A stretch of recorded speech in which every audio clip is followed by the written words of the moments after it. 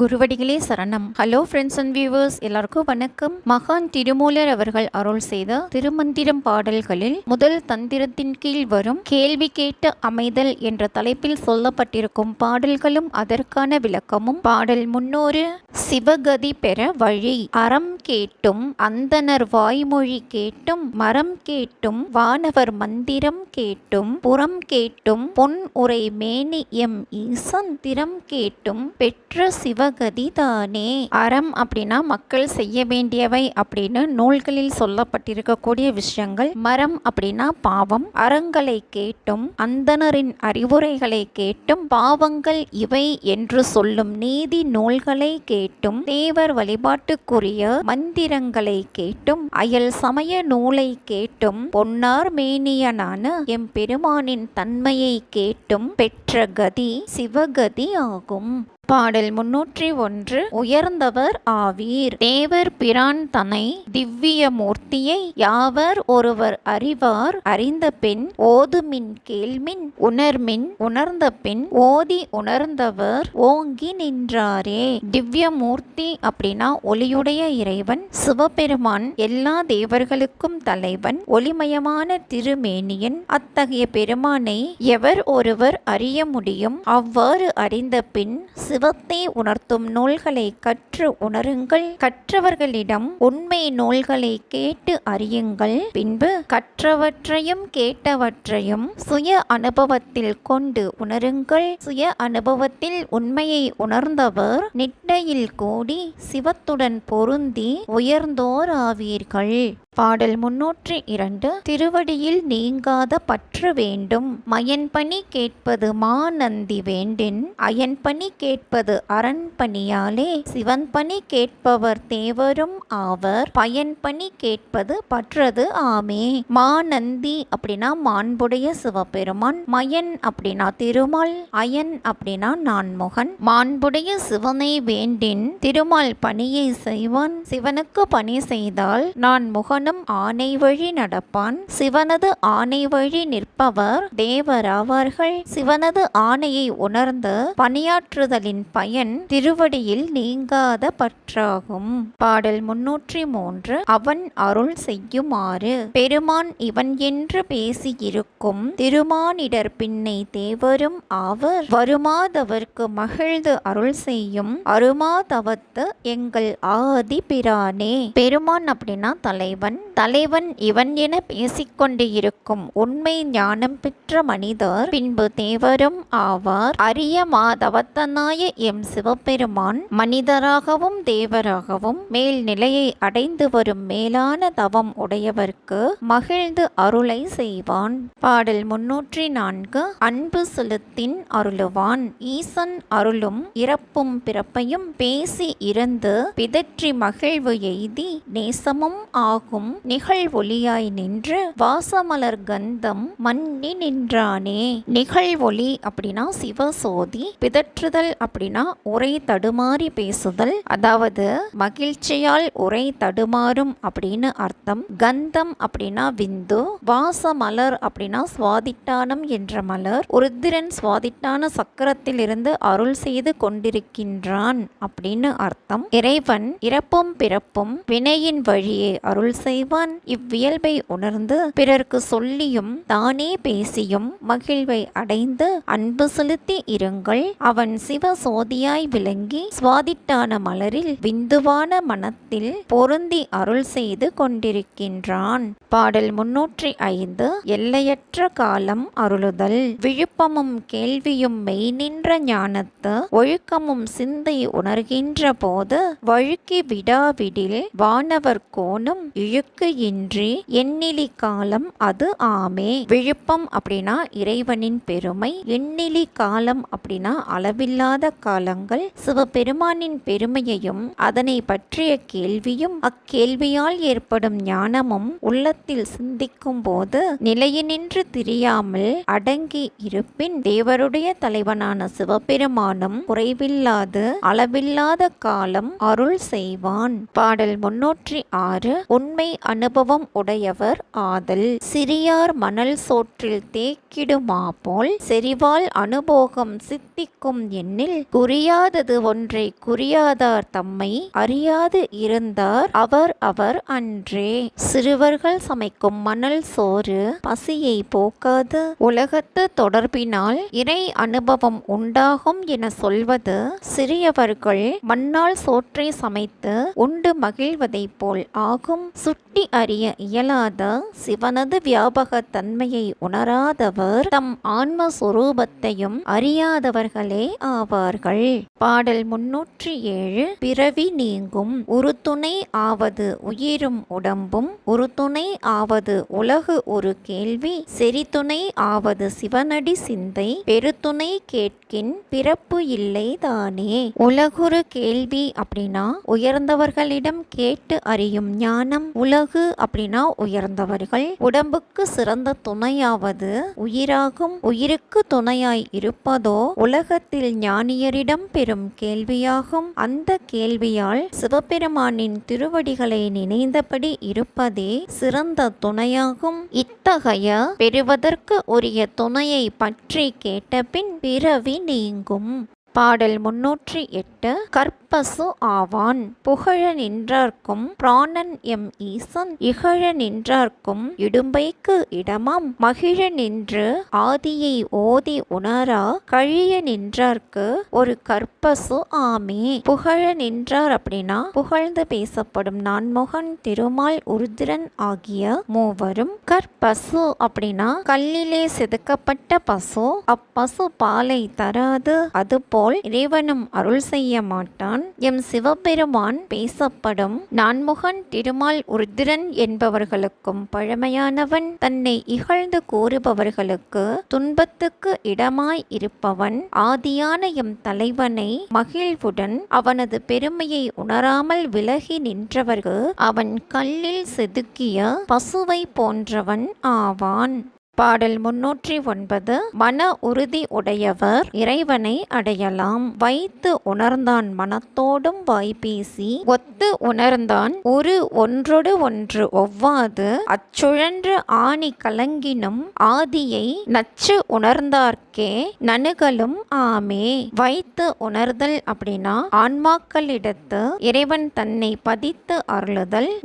அப்படின்னா வடிவம். அச்சு உழன்று ஆணி கலங்குதல் அப்படின்னா உடல் என்னும் அச்சிலிருந்து மன உறுதியான ஆணி கழன்று உருக்குலைதல் அப்படின்னு அர்த்தம். ஆன்மாக்களிடத்தில் தன்னை பதிப்பித்த இறைவன் அச்சக்தியால் மனத்தோடு வாக்கையும் அவற்றோடு பொருந்தி இருந்து உணர்கின்றான். அப்பெருமானின் வடிவம் ஒன்றுக்கு ஒன்று மாறுபட்டது என்றாலும் உடம்பு அச்சிலிருந்து மன உறுதியான ஆணி கழன்று உருக்குலைந்த போது ஆதியான சிவபெருமானை விரும்பி நின்றவர்க்கே அவனை நெருங்கி அனுபவிக்க முடியும். கல்லாமை என்ற தலைப்பில் வரும் 310வது பாடல். கல்லாமை அதாவது கல்வி கற்றும் சிவ அனுபவம் பெறாமை அப்படின்னு அர்த்தம். பாடல் 310. உண்மை அனுபவம் இல்லாதவர் கல்லாதவர். கல்லாதவரும் கருத்து அறிகாட்சியை வல்லார் எனில் அருள் கண்ணான் மதித்துளோர் கல்லாதார் உண்மை பற்றா நிற்பர் கற்றோரும் கல்லாதார் இன்பம் காணுகிலாரே. ஆசானிடம் போய் முறைப்படி கற்காமல் பண்டைய தவத்தால் கருத்தில் தெய்வ காட்சியை உணர்வாராயின் அவர்கள் இறைவன் அருளால் அனுக்கிரகம் பெற்றவர் ஆவார்கள். இத்தகையவர் உலகை பற்றாமல் சிவத்தை பற்றி நிற்பார்கள். முறையாய் கல்வி கற்றவரும் கல்லாதவராய் கருதப்பட்டவர் பெற்ற சிவ அனுபவத்தை பெறுவதில்லை. பாடல் 311. கல்லார் இறைவன் எங்கும் உள்ளமையை அறியார். வல்லார்கள் என்றும் வழிவொன்றி வாழ்கின்றார். அல்லாதவர்கள் அறிவு பல என்பார். எல்லா இடத்தும் உளன் எங்கள் தம் இறை கல்லாதவர்கள் கலப்பு அறியாரே. கலப்பு அப்படின்னா இறைவன் எங்கும் பறந்திருக்கின்ற தன்மை அப்படின்னு அர்த்தம். சிவபெருமானின் அருளை பெற்றவர் உண்மை வழியில் ஒன்றி வாழ்வார்கள். சிவத்தின் அருளை பெறாதவர்கள் உலகத்தில் பல நெறிகள் உண்டு என சொல்வார்கள். ஆனால் எம் இறைவனோ எல்லா எல்லா நெறியாயும் விளங்குகின்றான். கல்லாதவர் இங்கனம் கலந்திருக்கும் தன்மையை அறிய மாட்டார்கள். பாடல் 312. கல்லார் நெஞ்சில் நில்லான் ஈசன். நில்லா நிலையை நிலையாக நெஞ்சத்து நில்லா குரம்பை நிலையென்று உணர்வீர்கால் எல்லா உயிர்க்கும் இறைவனே ஆயினும் கல்லாதார் நெஞ்சத்து காண ஒண்ணாதே. நில்லா குரம்பு அப்படின்னா நிலைத்து நில்லாத உடல், காண ஒண்ணாது அப்படின்னா அறிய முடியாதவனாய் இருக்கிறான். நிலையில்லாதவற்றை நிலை உடையனவாகவும் நிலையில்லாத உடலை நிலை உடையதாகவும் மனத்தகத்தே நினைப்பவர்களே எல்லா உயிர்களுக்கும் இறைவனே தாரகம் ஆயினும் உண்மையை உணராதவர் நெஞ்சில் அவன் உணரப்படாதவனாய் இருக்கிறான். பாடல் 313. கல்லார் வினை துயர் பட்டு மயங்குவர். கில்லேன் வினைக்கு துயராக்கும் அயல் ஆனேன் கல்லேன் அறநெறி அறியா தகைமையின் வல்லேன் வழங்கும் பொருளே மனதினோ கல்லேன் கழிய நின்று ஆட வல்லேனே. கில்லேன் அப்படின்னா ஆற்றல் பெறாதவன், வினை துயராக்கும் மயலானேன் அப்படின்னா வினையால் உண்டாகும் துன்பங்களுக்கும் ஆளானேன் அப்படின்னு அர்த்தம். கழிய நின்று ஆட வல்லேன் அப்படின்னா புறம் நின்று உலக அனுபவத்தில் திளைப்பவன் ஆனேன் அப்படின்னு அர்த்தம். இறைநெறி நிற்கும் ஆற்றல் பெற்றிலேன், அதனால் வினை துயரங்களுக்கு ஆளானேன். சிவநெறியில் நிற்கும் திறத்தை கற்கவில்லை, அறியாமையால் மயக்கம் தருவனவற்றை கற்பவனாக இருக்கிறேன். அருள் வழங்கும் வல்லலான சிவபெருமானை உள்ளத்தில் தியானிக்க வல்லவன் அல்லேன், வெளியே நின்று உலக அனுபவத்தில் திளைப்பவனாக இருக்கிறேன். பாடல் 314. வினை துன்பத்தை அனுபவிப்பவர் நில்லாது சீவன் நிலை அன்று என எண்ணி வல்லார் அறத்தும் தவத்துகளும் ஆயினார் கல்லா மனிதர் கயவர் உலகினில் பொல்லா வினை துயர் போகம் செய்வாரே. உடம்பில் உயிர் நிலைத்து நில்லாது என்ற உண்மையை உணர்ந்து சிவத்தின் அருளை பெற்றவர் தாமே தருமம் செய்தும் துறவரம் பூண்டும் ஒழுகினார்கள். உலகத்தில் அருளை பெறாத கீழானவர்கள் கொடிய வினையால் விளையும் துயரத்தை அனுபவிப்பார்கள். பாடல் 315. இறைவனை கண்டவர் போல் எழுதினர். விண்ணினின் உள்ளே விளைந்த விலங்கனி கண்ணினின் உள்ளே கலந்து அங்கு இருந்தது. மண்ணினின் உள்ளே மதித்து மதித்து நின்று எண்ணி எழுதி இளைத்து விட்டாரே. விண் அப்படின்னா பரமாகாயம், இளைத்து விட்டார் அப்படின்னா வீணாக போனார்கள். பரமாகாயத்தில் விளைந்த சிவன் என்னும் விலங்கனி கண்ணுள் கலந்து அவ்விடத்து இருந்தது. உலக இயலை பெரிதாய் மதித்து அதனுள் வாழ்ந்து கொண்டு அறிவு திறத்தால் பல விதமாக இறை நிலையை எழுதி வீணானார்கள். பாடல் 316. ஞான சாதனையை கற்றவரே கற்றறிந்தவர். கணக்கு அறிந்தார்க்கு அன்றி காண ஒண்ணாது கணக்கு அறிந்தார்க்கு அன்றி கைகூடா காட்சி. கணக்கு அறிந்து உண்மையை கண்டு அண்டம் நிற்கும் கணக்கு அறிந்தார் கல்வி கற்று அறிந்தாரே. கணக்கு அப்படிங்கிறது ஞான சாதனை. ஞான சாதனையை அறிந்தவர்க்கே அல்லாது சிவம் என்னும் விலங்கனியை பெற இயலாது. இந்த சாதனையை அறிந்தவர்களுக்கு அன்றி காட்சி கிடைக்காது. ஞான சாதனையை அறிந்து உண்மை பொருளை உணர்ந்து பொருந்தி நிற்கும் கலையை அறிந்தவர் உண்மையான கல்வியை கற்றவர் ஆவார். பாடல் 317. கல்லாதவரை காணக்கூடாது கல்லாத மூடரை காணவும் ஆகாது. கல்லாத மூடர் சொல் கேட்க கடன் அன்று கல்லாத மூடர்க்கு கல்லாதார் நல்லறம். கல்லாத மூடர் கருத்து அறியாரே. கல்லாத மூடர் அப்படின்னா கற்று அனுபவம் பெறாத மூடர்கள். கல்லாத மூடர்களுக்கு கல்லாதவர்களே நல்லவர்களாவார்கள். கற்று அனுபவம் இல்லாத மூடரை பார்க்கவும் கூடாது. அவர் தம் சொல்லை கேட்கவும் நமக்கு கடமை இல்லை. அனுபவம் இல்லாத மூடரை விட எழுத்து வாசனை இல்லாதவர் நல்லவர் ஆவார்கள். அனுபவம் இல்லாதவர் தம் உள்ளத்தில் சிவபெருமானை உணரமாட்டார்கள். பாடல் 318. கணக்கறிந்தார் இயல்பு.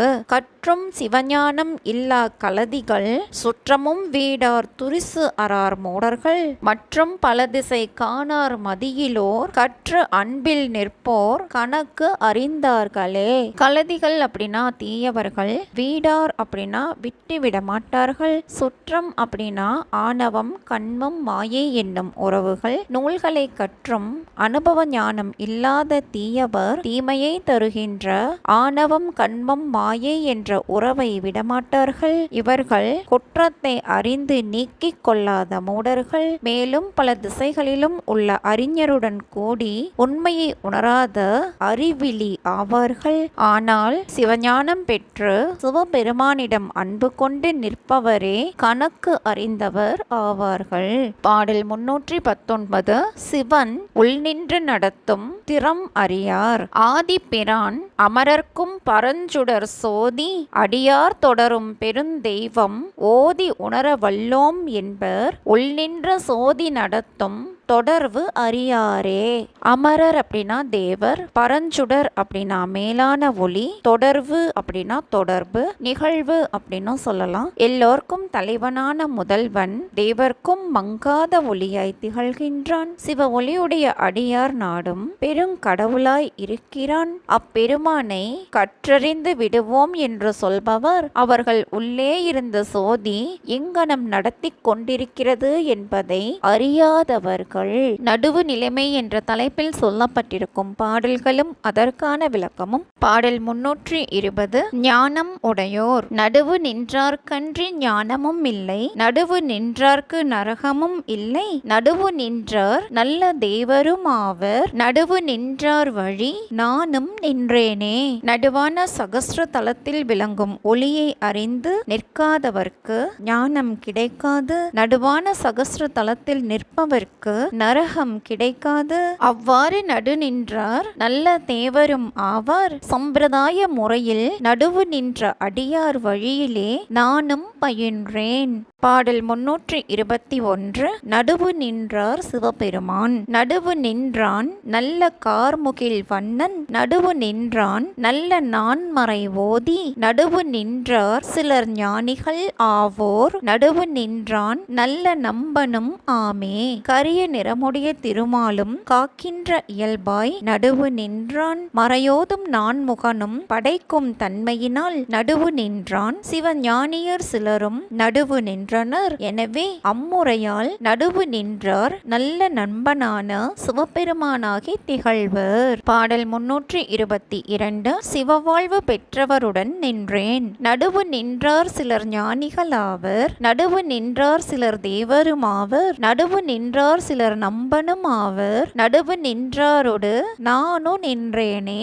நடுவு நிற்றலாகிய சிவ நினைவு உடையவர் சிவஞானியர் ஆவார்கள். பின்பு சிவ உலக கடவுளும் ஆவார்கள். சிவ உலகம் தூய மாயை இடத்தில் உள்ளது. மேலும் அவர்கள் சிவனாகிய பெருவாழ்வும் அடைவார்கள். அவர்களுடன் கூடி நானும் நின்றேன். பாடல் 323. நடுவு நின்றார் பெரும் பயன், தோன்றிய எல்லாம் துடைப்பன் அவனன்றி, ஏன்று நின்றார் என்றும் ஈசன் இணையடி, மூன்று நின்றார் முதல்வன் திருநாமத்தை, நான்கு நின்றார் நடுவாகி நின்றாரே. துடைப்பன் அப்படின்னா அழிப்பான், ஏன்று அப்படின்னா ஏற்று, நான்கு நின்றார் அப்படின்னா துதித்து நிற்பவர், மூன்று அப்படின்னா முயன்று அப்படின்னு அர்த்தம். எல்லா காலத்தும் எங்கும் யாவற்றையும் துடைப்பவன் சிவபெருமான். அதனால் அவன் இறுதியை செய்பவன் ஆவான். அவன் திருவடியை ஏற்று நின்றவர் நடுவு நின்றவர். அப்பெருமானின் திருநாமத்தை துதித்து நிற்பவரும் நடுவு நின்றவர் ஆவார். அவர்கள் நடுவாகிய யோக நித்திரையில் நின்றவர்கள் ஆவார்கள். கல்லுண்ணாமை என்ற தலைப்பில் வரும் பாடல்களும் அதற்கான விளக்கமும். கல்லுண்ணாமை அதாவது கல் உண்பதை செய்யாமை. பாடல் 324. மதுவை அருந்தியவர் ஒழுக்கத்தினின்று விலகியவர், கழுநீர் பசுபெரில் கயந்தொரும் தேரா, கழுநீர் விடாய்த்து தம் காயம் சுருக்கும், முழுநீர் கல் உண்போர் முறைமை அகன்றோர், செழுநீர் சிவன் தன் சிவானந்த தேரலே. கழுநீர் அப்படின்னா அரிசி முதலியவற்றை கழுவிய நீர். ஆக்க ஆக்கல் அப்படின்னா பசுக்கள். ஆக்கல் தாகத்தால் வருந்தினாலும் கழுநீரை உண்பதே அல்லாது பிற நீரை உண்ணாது. ஆனால் ஒழுக்கத்தினின்று நீங்கியவர் சிவானந்த மதுவை அருந்தாது மதுவை உண்டு கெடுவார்கள். ஆவினங்கள் கழுநீரை பெற்றால் பிற குளந்தோறும் போய் நீரை தேடி உண்ணாது. அவை கழுநீரை விரும்பி தாகத்தால் கலைத்து தம் உடலை வருத்தி நிற்கும். வாழ்வுக்கு வளமை அளிக்கும் நீர் என்பது சிவானந்தமான மதுவே ஆகும். இதனை அருந்தாது முழுநீர் மயமான மதுவை உண்பவர் நல்ல ஒழுக்கத்தினின்று விலகியவர் ஆவார்கள். என்னே அறியாமை. பாடல் 325. கீழான செயல் சித்தம் உருக்கி சிவம் ஆம் சமாதியில் ஒத்த சிவானந்தம் ஓவாத தேரலை சுத்த மது உண்ண சிவானந்தம் விட்டிடா நித்தல் இருத்தல் கிடத்தல் கீழ்காலே. உருக்கி அப்படின்னா அன்பால் உருகுதல், அன்பால் நெகிழ்தல் அப்படின்னு அர்த்தம். ஓவாத அப்படின்னா நீங்காத, தேரல் அப்படின்னா மது, கீழ்கால் அப்படின்னா கீழான நிலை. சிவானந்த மதுவை உண்டால் பேரின்ப நிலை உண்டாகும் அப்படின்னு அர்த்தம். உள்ளத்தை சிவனிடம் செலுத்தி உருக செய்து சிவசமாதியில் பொருந்தி சிவானந்தம் நீங்காத மதுவை சுத்த நிலையில் அனுபவிக்க சிவானந்தம் நீங்காது. அதை கைவிட்டு சிவபெருமானின் நினைவு இல்லாது நிற்பதும் இருப்பதும் கிடப்பதும் கீழான நிலையே ஆகும். பாடல் 326. சிவானந்தத்தேன் மயக்கத்தை போக்கும். காமமும் கல்லும் கலதிகட்கே ஆகும். மாமலமும் சமயத்துள் மயல் உறும் போமதி ஆகும் புனிதன் இணையடி ஓமய ஆனந்த தேரல் உணர்வு உண்டே. கலதி அப்படின்னா கீழ் மக்கள். காமம் கல் என்பவை கீழ் மக்களுக்கே ஆகும். ஆணவ மலமும் சமயத்தை உள்ளபடி உணராமல் மயக்கத்தை உண்டாக்கும். கெடும் அறிவு உண்டாகும். பெருமானின் இரு திருவடி இணைப்பினால் பெறும் பிரணவமயமான சிவானந்தத்தேன் உணர்வு உள்ளது. பாடல் 327. சிவனை அணுகும் இன்பம் அடைவர். வாமத்தோர் தாமும் மதுவுண்டு மாழ்வர். காமத்தோர் காமக்கள் உண்டே கலங்குவர். ஓமத்தோர் உள்ளொளிக்குள்ளே உணர்வர்கள். நாமத்தோர் அன்றே நணுகுவர் தாமே. தேவியை வழிபடுபவர் தேவிக்கு மனநிறைவு உண்டாவதாக கூறி மதுவை உண்டு அழிவார்கள். காம வாழ்வில் உள்ளவர் காமமாகிய போதையில் கலக்கம் கொண்டு நிற்பார்கள். மகாதேவா என்று ஓமத்தை செய்பவர் தலையில் வெளிப்படும் ஒளிக்குள்ளே தமது உணர்வை நிறுத்தி மகிழ்வுடனே விளங்குவார்கள். சிவநாம மகிமையை உணர்ந்து அனுபவிப்பவர் அப்போதே சிவனை அணுகும் இன்பம் எய்துவார்கள். பாடல் 328. கல் உண்பவர் உண்மையை உணரார். உள் உண்மை ஓரார் உணரார் பசுபாசம் வல்லன்மை நாதன் அருளினின் வாழ்வுறார். தெல் உண்மை ஞான சிவயோகம் சேர்வோரார். கல்வுண்ணும் மாந்தர் கருத்து அறியாரே. ஓரார் அப்படின்னா உணராதவர். வல்லன்மை நாதர் அப்படின்னா கொடை தன்மை உடைய சிவபெருமான். தெல்லுண்மை அப்படின்னா தெளிவான உண்மை. சேர்வுறார் அப்படின்னா சேர மாட்டார், அதாவது நிலை பெற மாட்டார் அப்படின்னு அர்த்தம். வேதாகமம் உணர்த்தும் உண்மையை விளங்க மாட்டாதவர் பசு பதி பாசம் என்பனவற்றை அறிய மாட்டார்கள். அவர்கள் விரும்பியவற்றை எல்லாம் அளிக்கும் சிவபெருமானின் அருளை துணையாக கொண்டு வாழ மாட்டார்கள். தெளிந்த உண்மையான சிவயோகத்தில் நிலை பெற மாட்டார்கள். புறத்தே உள்ள நீர்க்கல்லை அருந்துவோர் உண்மையை உணர மாட்டார்கள். பாடல் 329. நித்யானந்தத்தை பெறாதவர் மயக்கும் சமய மலம் மண்ணும் மூடர். மயக்கும் மது உண்ணும் மாமூடர் தேரார். மயக்குவரு மாயை மாயையின் வீடும் மயக்கில் தெளியின் மயக்குறும் அன்றே. மயக்கத்தை செய்கின்ற சமய குற்றங்களை உடைய மூடர்கள் சமயத்தின் பெயரால் மயக்கத்தை தரும் மதுவை அருந்துவார்கள். இந்த பெரிய மூடர்கள் நல்ல வழியை ஆராய்ந்து அறிய மாட்டார்கள். மாட்டார்கள். மயக்கத்தை செய்கின்ற மகா மாயையும் மாயையின் இருப்பிடம் ஆகும். மயத்திலிருந்து தெளிந்தாலும் வாமாசார வழிபாடு மீண்டும் மயக்கத்தை தருமே அன்றி சிவானந்தத்தை தராது. வாமாசார வழிபாடு அப்படிங்கிறது ஆன்மீக வழிபாடு முறைகள்ல ஒன்றுதாங்க. இயற்கையை ஒருங்கிணைத்து வழிபடுதல் அப்படின்னு சொல்லுவாங்க. பாடல் 330. கல் உண்பவர் பேரின்பம் அடையார். மயங்கும் தியங்கும் கல் வாய்மை அழிக்கும். இயங்கும் மடவார்த்தம் இன்பமே எய்தி முயங்கும் நயம் கொண்ட ஞானத்து முந்தார். இயங்கும் இடை அரா ஆனந்தம் எய்துமே. கல் உண்பவரை மயங்க செய்வதும் இறந்தவரை எண்ணி கவலை அடைய செய்வதுவுமே ஆகும். ஆதலால் இயங்கிக் கொண்டிருக்கும் பெண் இன்பத்தை நாடி அடையும்படி தூண்டும் இத்தகைய கல்லை உண்பவர் நல்ல ஞானத்தில் தலைப்பட மாட்டார்கள். அவர்களுக்கு என்றும் இடையறாது திகழும் சிவானந்த தேரல் கிட்டுமோ? கிட்டாது. பாடல் 331. நீங்கா இன்பம் உண்டாகும். இராப்பகல் அற்ற இடத்தே இருந்து பராக்கு அற ஆனந்த தேரல் பருகார். இராப்பகல் அற்ற இணையடி இன்பத்து இராப்பகல் மாயை இரண்டும் இடத்தேனே. இடைக்கலை பிங்கலை என்ற இரண்டும் இயங்காத இடம் இராப்பகல் அற்ற இடம் ஆகும். சாக்கிராதீதம் அப்படின்னா விழிப்பு நிலையில் தன்னை மறந்து இருத்தல். இரவு பகல் என்ற பேதம் இல்லாமல் தன்னை மறந்த சாக்கிராதீத நிலையிலே இருந்து பிற எண்ணங்களை அற்று சிவானந்த தேனை இவ்வுலகத்தார் அருந்த மாட்டார்கள். இரவும் பகலும் இல்லாத திருவடி இன்பத்தில் திளைத்து இரவும் பகலும் உள்ள அசுத்த மாயை சுத்தமாயை என்ற இரண்டையும் நான் அகற்றி நின்றேன். பாடல் 332. உண்மையான ஞானத்தில் ஆனந்தம் அடைய வேண்டும். சக்தியை வேண்டி சமயத்தோர்கள் ஒன்பர். சக்தி அழிந்தது தம்மை மறத்தலால் சக்தி சிவஞானம் தன்னில் தலைப்பட்டு சத்திய ஞான ஆனந்தத்தில் சார்தலே. சமயத்தோர் அப்படின்னா சக்தியை வழிபடுபவர்கள். சத்திய ஞானத்தில் காத்தல் அப்படின்னா என்றும் நிலையானதாய் எல்லா அறிவுமாய் எல்லா இன்பமுமாய் இருக்கின்ற பொருளை அடைதல் அப்படின்னு அர்த்தம். சாக்த மதத்தினர் சக்தியின் அருளை வேண்டி கல்லை உண்பார்கள். அவர்கள் மது உண்டு மறந்திருத்தலால் அறிவின் சக்தி கெடுகின்றது. சக்தி எனப்படுவது சிவஞானத்தை அறிந்து அதில் நிலை பெற்று சத்திய ஞானத்தை அடைவதே ஆகும். பாடல் 333. அட்டமா சித்திகளும் கைகூடும். சத்தன் அருள் தரின் சக்தி அருள் உண்டாம். சக்தி அருள் தரின் சத்தன் அருள் உண்டாம். சக்தி சிவம் ஆம் இரண்டும் தன் உள்வைக்க சக்தியும் என் சித்தி தன்மையும் ஆமே.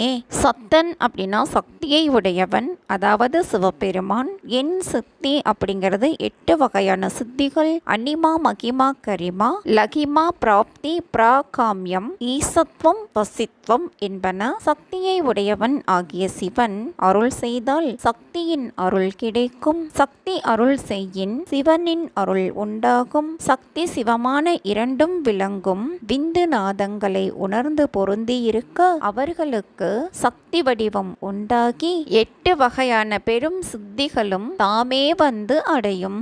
பாடல் 334. சிவானந்தத்தின் இயல்பு. தத்துவம் நீக்கி மருள் நீக்கி தான் ஆகி பொய்த்தவம் நீக்கி மெய் போகத்துள் போக்கியே மெய்த்த சகம் உண்டு விட்டு பரானந்த சித்தி அது ஆக்கும் சிவானந்த தேரலே. சிவானந்தம் என்னும் தேன் 36 தத்துவங்களையும் கடக்க செய்து தத்துவங்களே தான் என்று மயங்கின அறிவை நீக்கி சிவமாய் உபாயத்தினால் அடையலாம் என எண்ணி செய்யப்படும் பொய் தவங்களிலிருந்து போக்கி அருளி உண்மையான சிவபோகத்துள் செலுத்தி உண்மையாய் தோன்றிய உலகம் இல்லாது ஒழியுமாறு செய்து மேலான ஆனந்தம் கிட்டும்படி செய்யும். பாடல் 335. சித்திகளை விரும்புபவர் அறிவை இழப்பார். யோகிகள் கால் கட்டி ஒன்மதி ஆனந்த போத அமுதை புசித்தவர் என் சித்தி மோகியர் கல்வுண்டு மூடராய் மோகம் உற்று ஆகும் மதத்தால் அறிவழிந்தாரே. கால் கட்டி அப்படின்னா பிராணனை வசப்படுத்தி, பொசித்தவர் அப்படின்னா அருந்துபவர், மோகியர் அப்படின்னா ஆசை கொண்டவர், மதத்தால் அப்படின்னா பற்றினால் அப்படின்னு அர்த்தம். சிவயோகியர்கள் அவர்கள் பிராணனை வசப்படுத்தி சந்திர மண்டலத்தில் சிவானந்தத்தை அளிக்கும் ஞானாமிர்தத்தை அருந்துபவர் ஆவார்கள். என் பெரும் சித்திகளை விரும்புபவர்கள் கல்லை குடித்து மூடராக ஆசைப்பட்டு ஏற்படும் பற்றால் உள்ள அறிவையும் இழந்தார்கள். அடுத்தது பாடல் 336. பிராணன் செல்லும் வழியை அறிந்து கொள்ளுங்கள். உன்னீர் அமுதம் உறும் ஓரலை திறந்து எண்ணீர் குறவன் இணையடி தாமரை நன்னீர் சமாதியின் நாடி நீரால் நலம்கண் ஆற்றொடே சென்று கால் வழி காணுமே. அகத்தில் தோன்றும் ஒளி வழியே சென்றால் தலையில் சுவாசம் புகுவதும் போவதும் காணலாம். அந்த ஒளியில் நிலை பெற்றால் சுவாச பந்தம் உண்டாகும். அதாவது இறப்பை மாற்றும் ஒளி ஊற்றை திறந்து அனுபவிக்க மாட்டீர்கள். சிவகுருநாதனின் திருவடியை எண்ணி நிற்க மாட்டீர்கள். சமாதியிலே சிவ பேரொளியை விரும்பி பொருந்த மாட்டீர்கள். அருள்நீர் பெருக்கால் நன்மை அளிக்கும் கண்ணின் காரியமான ஒளிநெறி பற்றி போய் பிராணன் போகும் வழியை அறிந்து கொள்ளுங்கள் அப்படின்னு சொல்லியிருக்காருங்க. இதுதாங்க இந்த பாட்டோட பொருள். என்ன ஃப்ரெண்ட்ஸ், பாடல்களும் விளக்கமும் உங்களுக்கும் தெளிவா புரிஞ்சிருக்கும்னு நினைக்கிறேன். இத்துடன் முதல் தந்திரம் நிறைவு பெற்றது. தேங்க்யூ.